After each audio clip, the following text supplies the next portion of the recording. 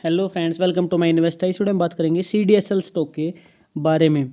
यहाँ पर एक न्यूज़ की मैं बात करूँ, जो कि न्यूज़ ये है कि इंडेक्स के 20% गिरावट की वजह से रिटेल इन्वेस्टर कह सकते हैं, स्मॉल कैप इन्वेस्टर, जो न्यूज़ है स्मॉल कैप इन्वेस्टर को 4 लाख करोड़ का लॉस हुआ है, नुकसान हुआ है इंडेक्स में 20% की गिरावट की वजह से। जिसमें मेजर स्टॉक्स कौन से हैं?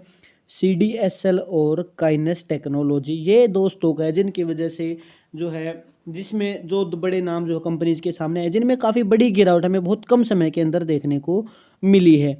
अगर मैं यहाँ पर गिरावट की बात करूँगा तो यहाँ पर देखिए, एक महीने के अंदर 25% की गिरावट इस स्टॉक में हमें देखने को मिली है। और भी काफ़ी सारे स्टॉक्स हैं जो काफ़ी ज़्यादा गिर चुके हैं, लेकिन स्मॉल कैप इन्वेस्टर्स का जो पैसा था, जिसने मल्टीबैग रिटर्न अपने इन्वेस्टर को निकाल कर दिए थे, उनमें जो गिरावट है वो यहाँ पर हमारे सामने है। यहाँ पर आप देखोगे तो मल्टीबैग रिटर्न, यहाँ पर इस स्टॉक का प्राइस 126 रुपीज़ है 2020 में।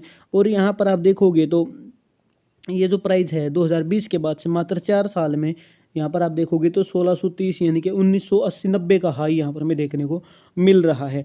अब इस स्टॉक में क्या डिसीजन लिए जा सकते हैं, कहाँ पे एवरेजिंग की जा सकती है, क्या नहीं किया जा सकता है। तो अगर आपने ये गलती की है कि एकदम हाई पे बाई किया है, तो आपको देखना है कि अगर स्टॉक की गिरावट 839 तक आती है मंथली टाइम फ्रेम के अकॉर्डिंग, क्योंकि ये जो रजिस्टेंस रहा है पहले, वो यहाँ पर सपोर्ट बना है और प्राइस रेंज 839 ही है।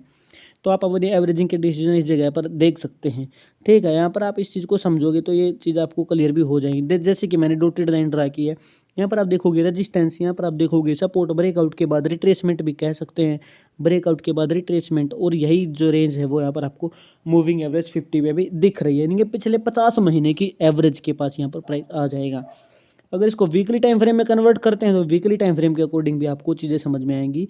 पिछले 200 वीक की एवरेज यहाँ पर आपको दिख रहा है प्राइस, ये जगह है, यहाँ पर आपको रेजिस्टेंस की तरह यूज होते दिख रहा है, यहाँ पर प्राइस आपको सपोर्ट की तरह यूज होते दिख रहा है, और प्राइस यहाँ पर आ जाएगा। ठीक है, तो 871 या 839 इस रेंज को आपको मार्क करके रखना है, अगर स्टॉक में गिरावट रहती है तो।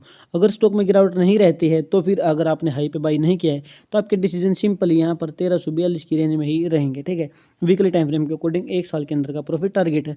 ये ऐसी एक स्ट्रेटजी रहती है जो आप मैक्सिमम जो इन्वेस्टर्स हैं वो यूज़ करते हैं।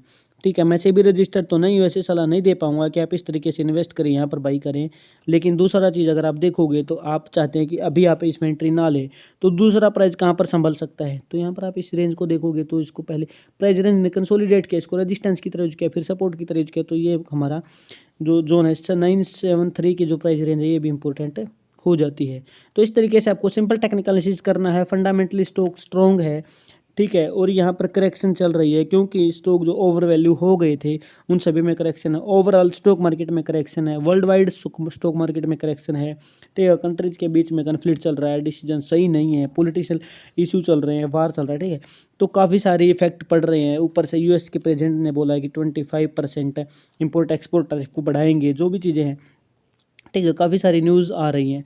ठीक है, तो यहाँ पर आपको सिंपली क्या करना है, अभी तो हाल फिलहाल स्टॉक मार्केट को देखना है, सिर्फ वॉच करना है कि कहाँ तक प्राइस करेक्ट होकर आता है, क्योंकि 4 लाख करोड़ काफ़ी बड़ा अमाउंट होता है लॉस की अगर बात करें तो मुझे उम्मीद है ये चीज़ आप समझ गए हैं। अगर मेरी वीडियो पसंद आए तो वीडियो को लाइक करें और चैनल को सब्सक्राइब किए बिना बिल्कुल भी ना जाएँ। Thank you very much.